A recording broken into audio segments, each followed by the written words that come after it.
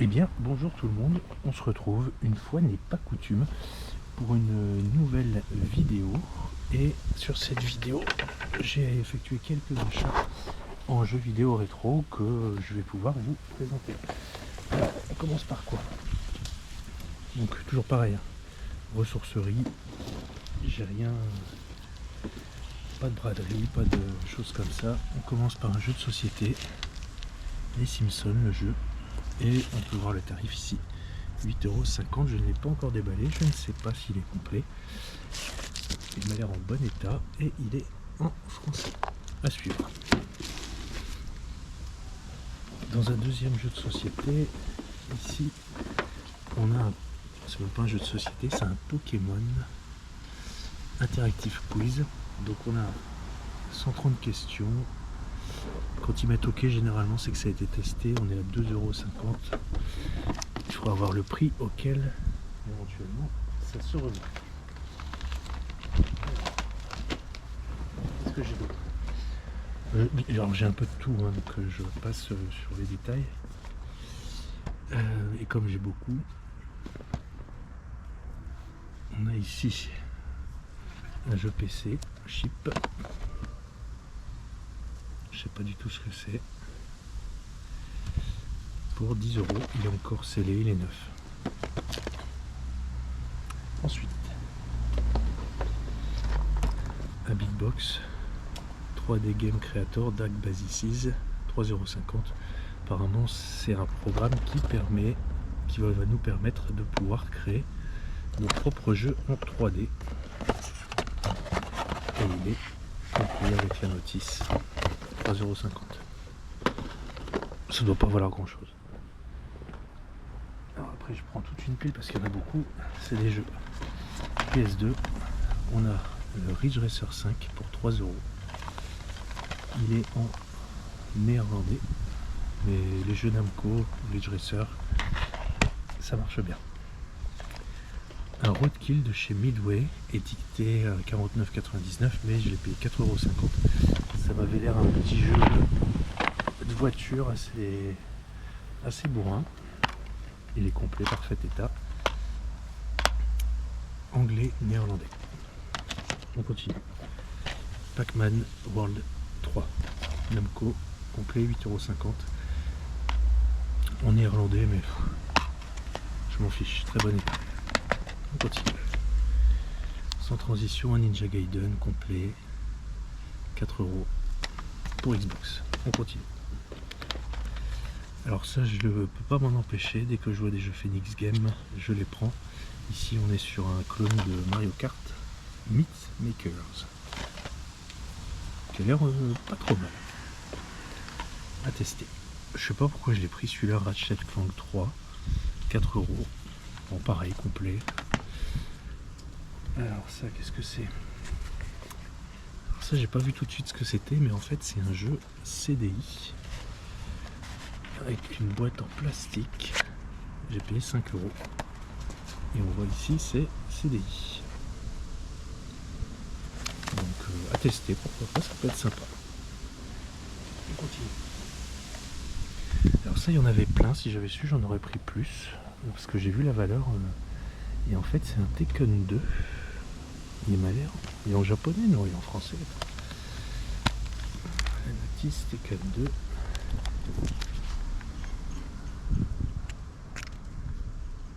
Il est en allemand. Il y a plusieurs langues.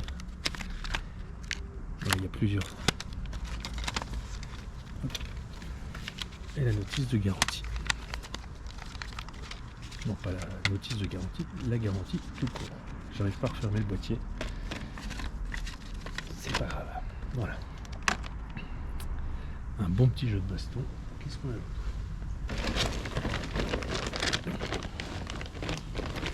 Ah, il y en a encore pas mal ici. J'ai payé un peu cher. App Escape. Il y a la notice. C'est du néerlandais. 9,50 €. J'en ai pas vu beaucoup traîner celui-là. Donc la boîte est par contre un peu beaucoup abîmée. Il faudrait que je la remplace. Mais comme j'ai pas mal d'autres boîtes nickel, ça devrait, l'un dans l'autre, ça devrait aller. Colony Wars Vengeance, 4,50 €, PlayStation, pareil, complet. Il est en anglais, c'est pas un problème pour moi. Hop. Un petit Fighting Force. Alors celui-là, je me souviens qu'à l'époque, il y avait beaucoup de pubs dans les livres par rapport à ce jeu-là qui m'a l'air... Je l'avais pas eu à l'époque, c'était un jeu de baston, c'était Final Fight. Intéressant. Alors celui-là, je l'ai pris parce que c'est un de mes jeux de cœur. C'est le Tony Hawk Underground, j'en ai plusieurs. Et à 2,50 €. Ça ne se refuse pas, c'est pour moi un des meilleurs de la série. Un petit Simpson Road Rage sur GameCube. Je pensais que c'était pour PlayStation 2, mais encore mieux, c'est pour GameCube, 11,50 €. Il est en anglais, mais ça ne me dérange pas. Ce sera pour ma collection Simpson. Celui-là, je l'ai pris parce que j'avais jamais vu les Flintstones à 2,50 €. Et il est en français aussi. Et bien sûr, notice, il est en parfait état. On continue. Tetris World, 2,50 €. Je l'avais déjà, mais comme il était complet, il était en bon état, 2,50 €. Ça se prend. Pareil, un Phoenix Extreme Speed. Donc ça doit aller très très vite. J'espère pas trop vite. Mais connaissant les jeux Phoenix Game, il n'y a pas de raison. Alors, qu'est-ce qu'on a ? Alors ça je l'ai pris, me demandez pas pourquoi. Un Microids PC CD-ROM Corsair, les nouveaux conquérants. Je sais pas ce que c'est. Alors celui-là, c'est la première chose que j'ai pris en arrivant. Alors je vous avoue que je sais pas ce que c'est. CD-ROM. Softstar Information, 12,50 €. Je ne sais pas. Ce n'est pas du japonais. Pour moi, c'est plus du chinois peut-être. Softstar. Le jeu a l'air assez amusant. Et la boîte était en tout cas assez fun. Alors, qu'est-ce qu'on a d'autre ? Stronghold, PC CD-ROM, combien j'ai payé ? 6,50 €. Il est neuf. Il est en néerlandais, mais pas très grave. C'est plus pour l'objet en tant que tel. Qu'est-ce qu'on a ici ? Un Ridge Racer, le premier du nom. 5 €, je suis assez content parce que celui-là, c'était un des premiers jeux, si ce n'est... Bah, c'était le premier jeu de la PlayStation. Et celui-là, c'était la line-up de sortie de la PlayStation et tout le monde l'avait eu. C'était l'arcade à la maison. Ici, un Resident Evil 3D sur Nintendo 3DS. Je crois que je l'avais déjà.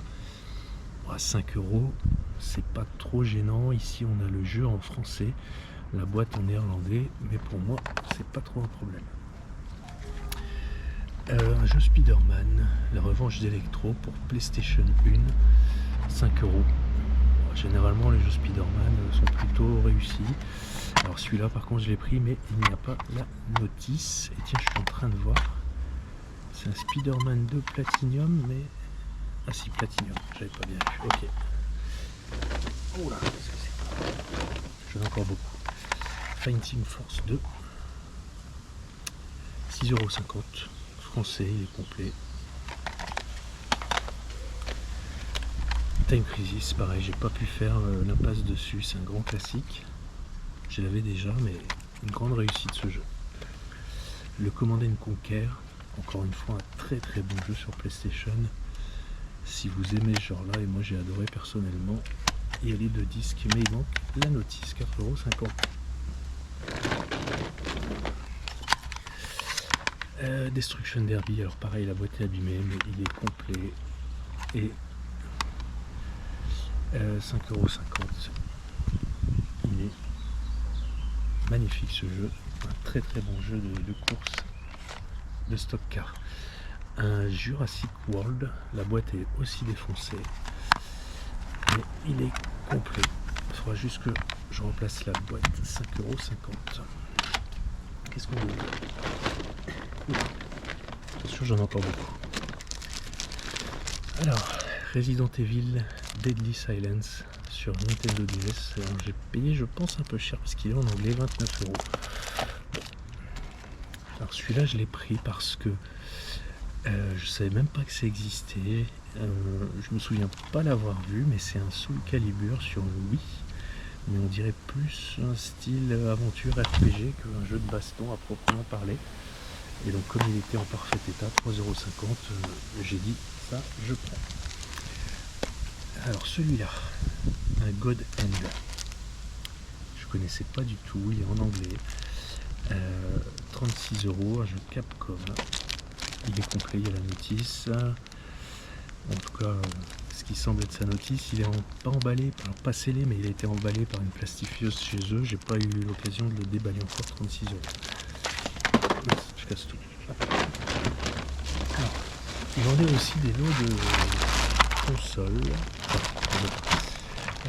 En fait, ce qu'ils font, c'est qu'ils mettent une console avec un jeu, et ici donc 20 € le lot avec la console. Je vais pas regarder si ça peut faire bien. Un jeu FIFA 99, mais à la limite je m'en fous. Et la manette en super état, la console en parfait état aussi. Alors après, faudrait que je regarde parce que j'en ai pas mal de PlayStation. Et je sais qu'à l'époque, il y en a beaucoup qui s'amusaient à la craquer. Et faudrait que je regarde si effectivement les PlayStation que j'ai sont craqués ou pas. Alors celui-là, une Nintendo DS, mais j'en ai rien à foutre. Le chargeur, ce qui m'intéressait surtout, c'était le jeu, 30 €. Il est en anglais, mais c'est pas très grave à la limite. Et donc 30 € le lot en complet. Donc j'ai vite fait de revendre la console. Et j'aurai le jeu pour pas grand chose. J'ai mis en dessous. Attention, il y a encore du lourd qui arrive. Peut-être ce qu'il y a de plus lourd. Alors, il n'y avait pas que des jeux. Enfin, il y avait aussi des bouquins. Parce que bizarrement, ça intéressait personne. Et donc, j'ai tout récupéré. Alors, c'est des bouquins PlayStation 2. Bon, ils sont en néerlandais, mais encore une fois, moi je m'en fiche. C'est l'objet qui m'intéresse, c'est l'objet d'époque. Encore des petites notes dedans. Voilà. Hop, on met ça sur le côté. Alors ça, j'en avais beaucoup. PlayStation 2, le magazine officiel. Donc, alors pareil, quelle année? Septembre 2004. Donc, il y a ce magazine bientôt 20 ans. PlayStation 2 est sympa la couve, donc ça c'est du néerlandais, ouais, trop beau pour être français. PlayStation 2 magazine, assez sympa aussi cette couverture là, dommage qu'il n'y ait pas les démos. On est sur du septembre 2002 ici, une couverture assez sympa. Est-ce qu'il y a l'année? Non, je vois pas. Numéro 63 du PlayStation 2 magazine, ah si, avril 2002. Donc celui-là, un peu plus de 22 ans. Alors on continue parce qu'il y en a beaucoup les magazines. Au départ j'avais vu ça de dos, et quand j'ai vu ça de dos, j'ai dit ah je prends. Ils étaient à 50 centimes les magazines. PlayStation 2. Bon, moi quand j'ai vu Dragon Ball je l'ai pris, mais finalement c'était le magazine, ce qui me dérange pas, soit dit en passant. Ces magazines sont toujours sympas. PlayStation 2 magazine aussi de néerlandais, ça me gêne pas. Pareil, néerlandais. Qu'est-ce que c'est que ça? Un PlayStation 2 magazine français, je me souviens, je l'avais celui-là à l'époque, 2004, avec les révélations de San Andreas. Un français, un français, un néerlandais, encore une fois. Et ici encore un néerlandais sympa la couve, avec le GTA San Andreas. Il y en a encore. Getaway, GTA Vice City, Tony Hawk 4 et un PlayStation 2 magazine. Waouh, limité d'édition de la PS2, jamais vu comme ça en rouge. Ah, c'est sympa. Alors, il y avait des jeux GameCube. J'avoue que quand je les ai vus, j'ai même pas cherché, j'ai pris la pile. Ça tenait dans ma main, donc voilà, vous allez voir tout ce qu'il y a, mais c'est pas des grands titres. Lord of the Ring, ça m'a l'air d'être en anglais, néerlandais. 5,50 €. Un FIFA 2002 à 2 €. Il est complet en français.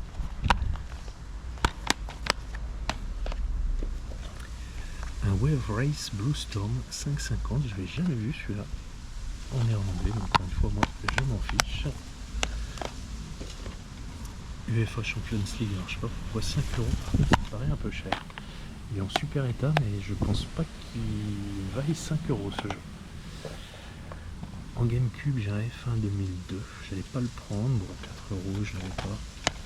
Ça remplira les armoires Et le dernier c'est le Prince of Persia, 9 euros. Je sais pas si ça vaut le coup. Il est complet en parfait état.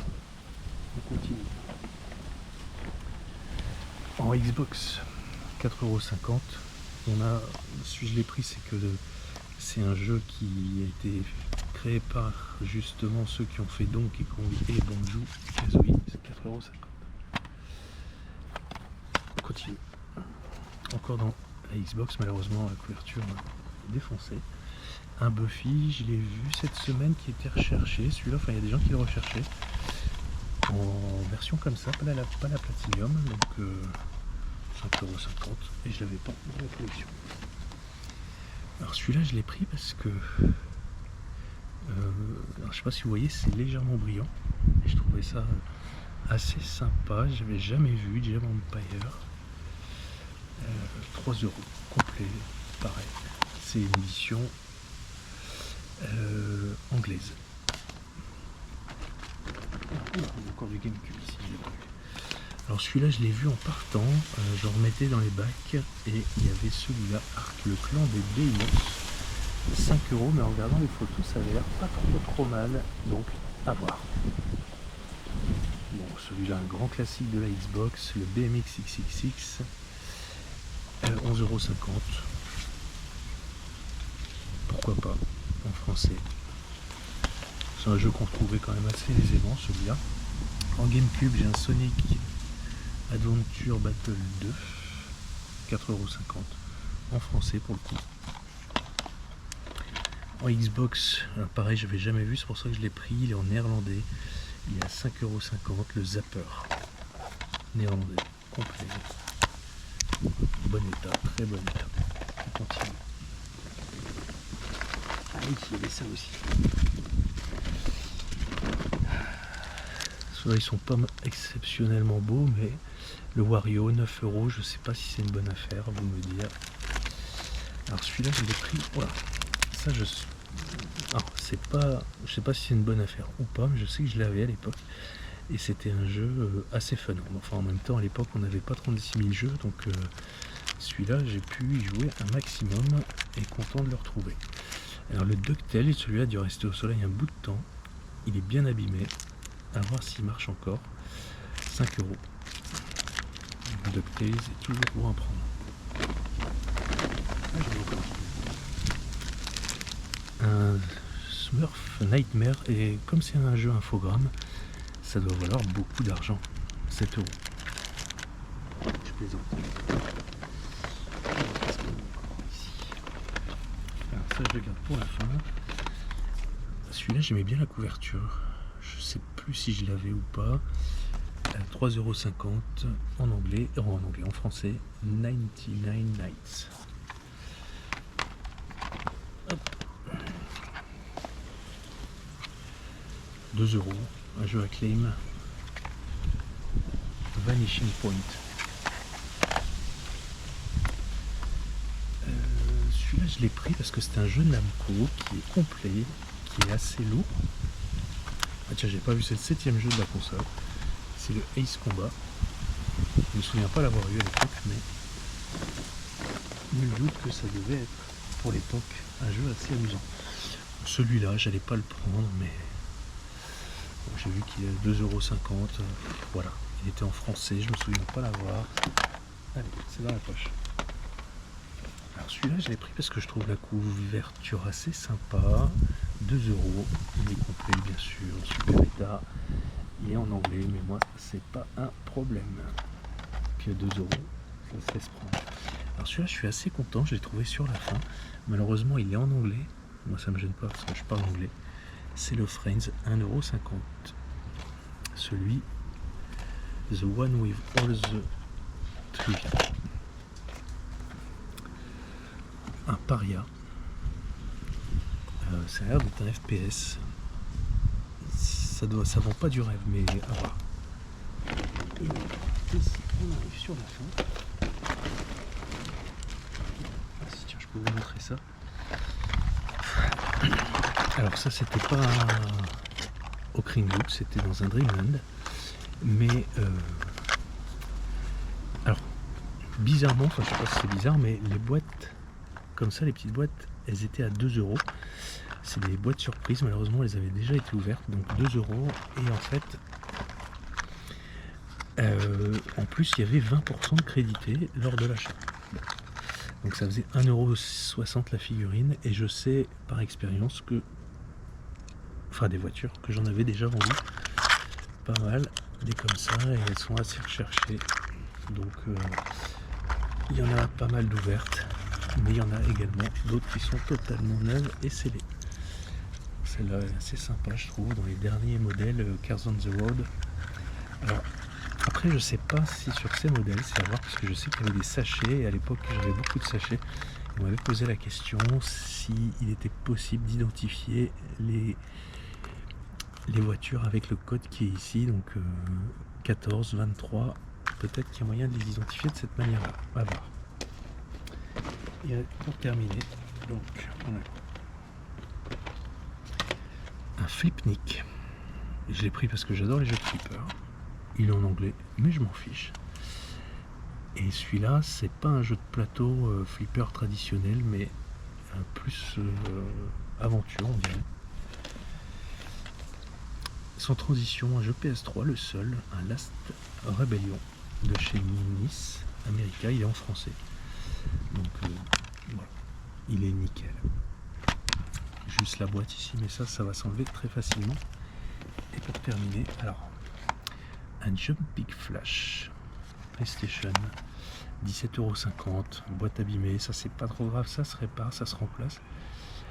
Je l'avais jamais vu, peut-être ça vaut, je sais pas ce que ça vaut, j'ai pas regardé. Par contre c'est le dernier, où là pour moi c'est ce que j'estime être la pépite de la journée. Alors j'ai payé un petit peu cher, vous allez me dire,